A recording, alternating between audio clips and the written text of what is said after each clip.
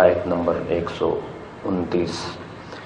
اعوذ باللہ پارہ نمبر 8 سورۃ الانعام. اعوذ باللہ من الشیطان الرجیم. بسم اللہ الرحمن الرحیم.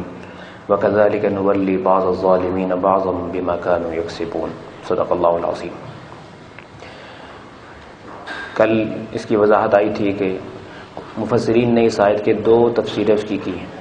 ایک تفسیر کے مطابق قیامت کے روز جس کیٹیگری کا ظالم ہوگا اس کو اسی کیٹیگری میں جہنم میں بھیجا جائے گا. یعنی تمام جھوٹ والوں کو اکٹھا کر دیا جائے گا، سود خوروں کو اکٹھا کر دیا جائے گا، بدمعاشوں کو اکٹھا کر دیا جائے گا، زانیوں کو اکٹھا کر دیا جائے گا، اور یعنی نیک لوگوں سے ان کو پردے میں کر دیا جائے گا. کسی کو دکھیں گے بھی نہیں وہ کہاں گے. اور وہاں موبائل کا سسٹم تو ہوگا نہیں کہ آپ بتا دیجیے کہ میں ادھر ہوں، بس جو جہاں گیا اس باقی لوگوں سے اس کو اللہ ہٹا دیں گے. دوسری تفسیر کے مطابق ہم بعض ظالموں کو بعض پر مسلط کر دیتے ہیں ان کے برے اعمال کی وجہ سے.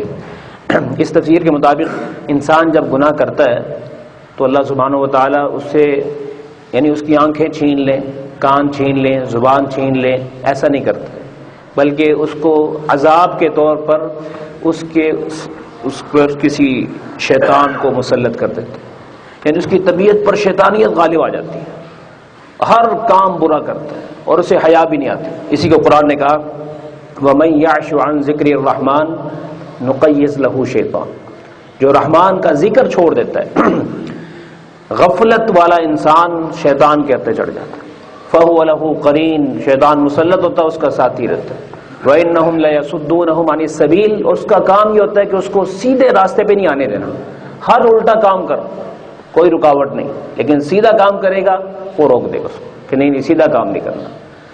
جی اسی طریقے سے ظالموں پر ظالموں کو مسلط کرنے کا معنی کہ دنیا میں اگر کوئی محلے کا بدماش ہے اللہ تعالیٰ اس کے اوپر ضلع کے بدماش کو مسلط کر دیتا ہے. کوئی ضلع کا بدماش ہے اللہ تعالیٰ اس کو صوبے کے اس کو مسلط کر دیتا ہے، اور صوبے کا ہو اللہ ملک کے بدماش کو مسلط کر دیتا ہے. کوئی ملک کا ہو اللہ دوسرے ملک کو مسلط کر دیتا ہے. تو ایک نظام ہے کہ ہر ظالم کو کے ظلم کو توڑنے کے لیے اللہ تعالیٰ براہ راست کرنے کی بجائے کسی اور ظالم کے حوالے کرتے ہیں. تو یہاں اس کا مزہ چکھ، آگے میں تجھ سے حساب لوں گا. جی تو آپ دیکھیں دنیا میں کتنے پاورفل انسان ہوتے ہیں، کیسے شکنجے میں آ جاتے ہیں. کوئی سوچ بھی نہیں سکتا کہ ان کو کوئی ہاتھ ڈال سکتا ہے، لیکن قدرت کا نظام ہے، غیبی نظام. چاہے استعمال انسان ہی ہوتے ہیں، یوز تو انسان ہی ہوں گے، لیکن پیچھے نظام میرے اللہ کا. تو اس لیے توبہ کی ضرورت ہے. اگر ہم توبہ نہیں کریں گے تو کوئی نہ کوئی ہم پر مسلط رہے گا. آج ہماری عوام ایسی ہے کہ ہم کوئی نہ کوئی بیماری مسلط ہو جاتی ہے ہم پر، کوئی نہ کوئی غم مسلط ہو جاتا ہے، کوئی نہ کوئی ٹینشن مسلط ہو جاتی ہے. اس کی وجہ کہ کہیں نہ کہیں ہم رب کا حق مار رہے ہیں. جس کا جہاں داؤ چلتا ہے نا وہ وہاں سستی کر دیتا ہے جی. جہاں بھی جس کا وس چلے، یعنی کوئی بھی ریڑی والے سے لے کر جی وزیر اعلیٰ تک ہو، وزیر اعلیٰ سے لے کے وزیر اعظم تک ہو، ہر بندہ جہاں اس کا بس چلتا ہے گڑبڑ کر دیتا ہے. تو پھر کوئی نہ کوئی چیز مسلط ہو جاتی. تو ایک انداز ہے کہ ہم ظالموں پر ظالم کو مسلط کرتے ہیں، بعض کو بما کانوا یکسبون، ان کے اعمال کے سبب سے. تو اس لیے اشارہ کر دیا عمل ٹھیک کر لو، جو ظالم تمہیں تنگ کر رہے ہیں ہم پیچھے کر دیں گے. آسان سی بات ہے، ہمارے ساتھ معاملہ ٹھیک کرو.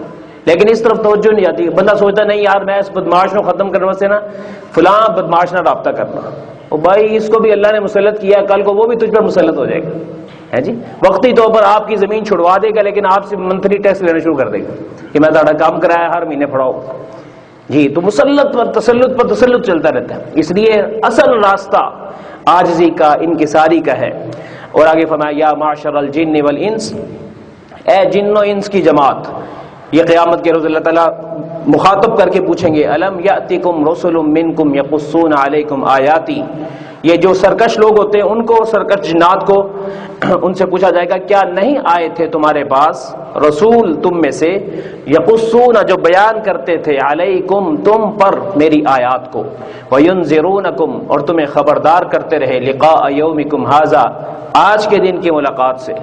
قالوا جواب میں کہیں گے شہدنا علی انفسنا، ہم اپنے گناہ کا اقرار کرتے ہیں.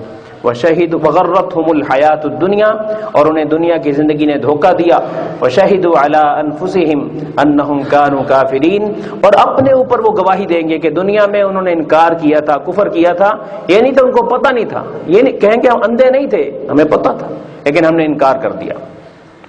اس آیت کے ذیل میں علماء فرماتے ہیں کہ اللہ تعالیٰ جن و انس دونوں کو مخاطب فرما رہے کہ تم میں میری رسول نہیں آئے، تو علماء تفسیر کی اس بارے میں دو قول ہیں۔ بعض علماء فرماتے ہیں کہ جنات میں سے بھی رسول آئے، جنات میں سے بھی رسول آئے جیسے انسانوں میں سے رسول آئے، لیکن جمہور علماء کہتے ہیں کہ جنات میں جو رسول ہے وہ آدم علیہ السلام سے پہلے تو ہو سکتے ہیں، کیونکہ پہلے جنات یہاں پر آباد تھے، تو اللہ تعالیٰ نے ان کو سمجھانے کے لیے رسولوں میں سے ہی کسی کو منذر بنا دیا، ہاں جی۔ اور البتہ رسول اکرم صلی اللہ علیہ وسلم یہ واحد نبی، اچھا بعض علماء کہتے ہیں کہ نبی علیہ السلام سے پہلے انسانوں میں انسان اور جنات میں بھی اللہ تعالیٰ نے ہو سکتا ہے فرشتادے بھیجے ہوں، لیکن رسول اکرم صلی اللہ علیہ وسلم کے آنے کے بعد آپ علیہ السلام اولین کے، آخرین کے، انسانوں کے، جنات کے، حیوانات کے، ملائکہ کے بھی نبی ہیں، آپ علیہ السلام سب کے لیے نبی ہیں۔ اب آپ کے بعد کسی قسم کسی کے لیے کوئی نبوت نہیں، تو جنات کے لیے بھی اب نبی علیہ السلام رہنما ہیں، رہبر ہیں، پیغمبر ہیں جی۔ باقی رہا اس کا کیا مطلب کہ کیا تم میں سے رسول نہیں آئے، تو یعنی نبی علیہ السلام کا ایک واقعہ ہے، اسی سے ہم سبق لے سکتے ہیں، اس سے اس تفسیر کو سمجھا بھی آ سکتا ہے کہ آقا علیہ السلام ایک جگہ تشریف لے گئے، تو وہاں پر عبداللہ بن مسعود ساتھ تھے، آپ نے وہاں پر 2 رکعت نماز پڑھی، جنگل کا منظر تھا، تو آپ علیہ السلام نماز پڑھ کے واپس آ گئے، لیکن وہی آئی کہ آپ جب قرآن نماز میں پڑھ رہے تھے، نبی علیہ السلام کا انداز تھا کہ رات کے وقت میں نوافل بھی پڑھتے تھے تو بلند آواز سے تھوڑا پڑھ لیتے تھے، تو آپ علیہ السلام نے اونچی آواز سے قرات کی، ہے جی۔ قرآن جیسی کتاب ہو اور محمد الرسول اللہ اس کے پڑھنے والے ہو، کیا منظر ہوگا اس کے، ہے جی۔ وہ جنات کی جماعت گزر رہی تھی، ان پر کیفیت طاری ہو گئی، وہ رک گئے۔ یہ وہ جماعت تھی جن کی ڈیوٹی یہ لگی تھی کہ دنیا میں چکر لگاؤ جا کر کہ ہمیں آسمان پر جانے کیوں نہیں دیا جا رہا۔ نبی علیہ السلام کی آمد سے پہلے جنات آسمانوں تک چلے جاتے تھے، اور اب نبی علیہ السلام پر وحی آنے کے بعد اللہ تعالیٰ نے پیرے لگوا دی کہ اب آسمانوں پر نہیں جا سکتے، تو کہنے لگے کوئی واقعہ پیش آیا زمین پر، جائزہ لو، تو پوری دنیا میں جنات گھوم کے تلاش کر رہے تھے کہ کوئی واقعہ کیا ہو سکتا ہے، تو ایک جماعت کی تشکیل ہوئی کہ ادھر آؤ، عرب کے اندر تم نے دیکھنا ہے کہ یہاں تو کچھ نہیں ہوا۔ چنانچہ وہ جماعت یہاں سے گزری تو آپ علیہ السلام نماز پڑھ رہے تھے اور قرآن سنا رہے تھے، تو انہوں نے وہ سنا اور قرآن نے اس کو نقل کیا 26ویں پارے میں، وَإِذْ أَوْحَيْنَا إِلَيْكَ وَإِذْ صَرَفْنَا إِلَيْكَ نَفَرًا مِنَ الْجِنِّ يَسْتَمِعُونَ الْقُرْآنَ، اس وقت کو یاد کرو جب ہم نے آپ کی طرف رخ پھیر دیا جنات کی اس نفری کا کہ جو تلاش کرنے کے لیے چل رہے تھے، وہ قرآن سننے لگے آتے ہی، اور فرمایا کہ فلما حضروہ، جب وہ آپ کی محفل کے قریب آئے تو کہنے لگے قرآن پڑھا جا رہا ہے، اب چپ خاموش ہو جاؤ، یہ کوئی آسمانی کتاب ہے، کیونکہ دنیا میں ہم نے ایسا واقعہ سنا نہیں اور ایسا کلام بھی نہیں سنا، تو یہ کچھ غیبی کلام لگ رہا ہے، لگتا ہے اسی کی وجہ سے ہمیں پابندی کا سامنا ہے، چلو سنو، ان سے تو چپ کر جاؤ۔ فلما قضی، جب وہ پورا کلام سن لیا، ولوا الی قومہم منذرین، اور اپنے قبیلے کی طرف چلے گئے اور ان سب کو جا کے انہوں نے اسلام کی دعوت دے دی اور مسلمان کر دیا۔ یہ تھا کہ دین سنا، آگے پہنچا دیا۔ قرآن نے ان کی تعریف کی، ان جنات کی تعریف کی، قل اوحی الی انہ استمع نفر من الجن فقالوا انا سمعنا قرآنا عجبا، ایک جماعت جنات کی آئی، انہوں نے کہا جی کہ ہم نے بڑا عجیب کلام سنا ہے، یہدی الی الرشد، جس کا ایک ایک لفظ دل پہ جا کے لگتا ہے اور ہدایت کے فوارے اور ہدایت کی روشنیاں، ہدایت کی لائٹیں جگمگانا شروع ہو گئی ہمارے سینوں میں، فآمنا بھی، ہم نے پھر دیر نہیں کی، اسے مان لیا، ولن نشرک بربنا احدا، اور اس پیغام، اس قرآن کا سب سے بڑا پیغام کہ زندگی میں کبھی رب کے نام کے ساتھ کسی اور کو شریک نہیں کریں گے، کبھی شرک نہیں کریں گے، وظیفہ جب بھی پڑھنا ہے رب کے نام کا پڑھنا ہے، کسی اور کے نام کا وظیفہ نہیں، سجدہ جب بھی کرنا ہے رب کو کرنا ہے جی، جھکنا جب بھی ہے اس کے سامنے جھکنا ہے، کسی اور کے سامنے نہیں جھکنا۔ تو منذر بن کر، یعنی نبی کے پیغام کو آگے لے جانے والے ایسے جنات ہر دور میں رہے، آج کل بھی۔ یہ آپ کی جو تبلیغی جماعت ہے اس میں جنات کی تشکیلیں بھی ہوتی ہیں، جنات بھی جماعتوں میں جاتے ہیں، اس طریقے سے اپنا کام کرتے ہیں، تو جنات بھی، انسان بھی، بعض انسانی شکل میں آ جاتے ہیں، بعض اپنے انداز میں چلتے ہیں جی۔ فرمایا کہ الم یأتکم رسل منکم یقصون علیکم آیاتی، کیا تمہارے پاس تم میں سے رسول نہیں آئے تھے؟ رسول کا مطلب ہوتا ہے پیغام پہنچانے والے. یقصون علیکم آیاتی، جو بیان کرتے تھے تم پر میری آیات کو. وینذرونکم لقاء یومکم ھذا، اور تمہیں خبردار کرتے تھے آج کے دن کی ملاقات کے حوالے سے. قالوا شہدنا علی انفسنا، محشر کے میدان میں جو سرکش ہوں گے وہ کہیں گے ہم گواہ ہیں، اپنے خلاف ہی ہم گواہ ہو رہے ہیں. جی ایک اور آدمی آتا ہے واللہ ربنا ما کننا مشرکین، نہیں ہم نے تو کچھ کیا ہی نہیں. پہلے انکار کر دیں گے. جب کہا جائے گا کہ تم نے ایسے کی تھی، گڑبڑ کی تھی، تم نے انکار کیا تھا، تم نے جھٹلایا تھا، کہ اللہ کی قسم ہم نے تو نہیں کیا. تو پھر قرآن کہتا ہے کہ ہم پھر ان کے لبوں کو سٹیپل کر دیں، پھر ان کی رانیں، ان کے ہاتھ اور ان کا وجود، ان کے پاؤں بولیں گے کہ تم جھوٹ بول رہے ہو، رب سچ کہہ رہا ہے. اس وقت میں پھر اب یہ اینڈ میں یہ کہیں گے شہیدنا علی انفسنا، ہن تے ساڈے اپنے بھی ساڈے خلاف ہو گئے. ہن سانوں کی پتہ سی کہ ساڈا وجود بھی رب تعالیٰ دا ٹیپ ریکارڈر ہے. یہ سرکاری گواہ ہیں. جس ہاتھ کے لیے یہ بندہ گناہ کرتا ہے نا، معاشر کے میدان میں یہ ہاتھ رب کا ساتھ دے گا، ہمارا ساتھ نہیں دے گا.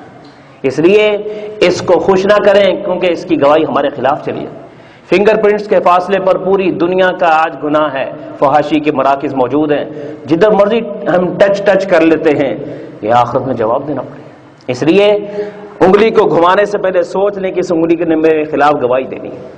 ہوش کے ساتھ ہم کریں. جی فرمایا کہ شہیدنا علی انفسنا، کہیں گے کہ ہم اپنے گناہوں کا اقرار کرتے ہیں. وغرتہم الحیات الدنیا، وجہ کیا بنی؟